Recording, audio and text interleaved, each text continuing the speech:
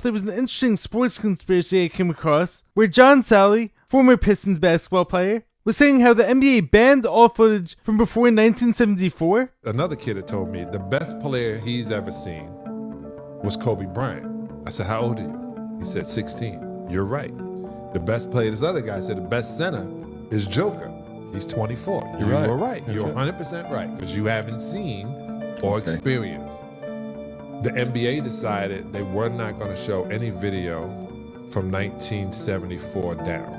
Or 1978, 1974 down. I keep sending this kid pictures of Wilt Chamberlain constantly. Wilt Chamberlain ran a 4.5 40, 4, right? 7.2. He ran a what, 40? 4.5 40. Okay, that's proof. So has that been documented? Yeah, he was tracked. That's like NFL's. He was high That's jump like DK Metcalf. Like, he was high jump track. He was high jump track. Yeah, 4.5. 4.5 and 7.3. So imagine he can run this fast, jump, high jump, shot put.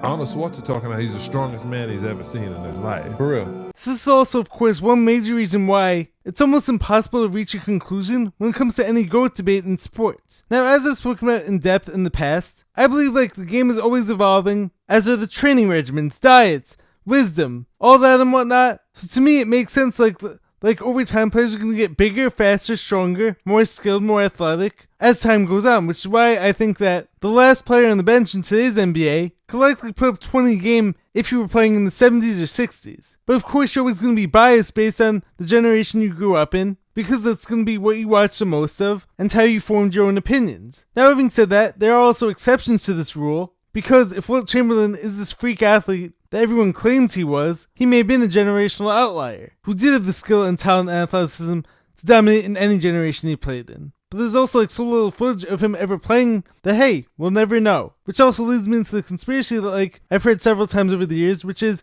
did Wilt Chamberlain ever actually score 100 points in the game? And if so, why is there no footage? And I have no clue why, but of course, if he was actually this freak of nature, he probably did do it, but just some food for thought.